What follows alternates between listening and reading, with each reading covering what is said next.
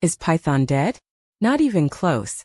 In 2025, it's more powerful and relevant than ever. Sure, people said Python was slow, or that AI would replace it, or that newer languages like Rust or Julia would take over. But here's the truth. Python isn't going anywhere, and here's why. First, AI and machine learning.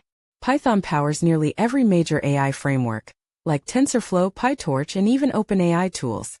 Second, simplicity. Python is readable. Beginners love it. Experts automate with it. It's the universal glue in tech. Third, massive ecosystem. From web dev to data science to automation, Python does it all. It's everywhere. Startups, big tech, universities, even your smart fridge might be running Python under the hood. In 2025, Python is still the go-to language.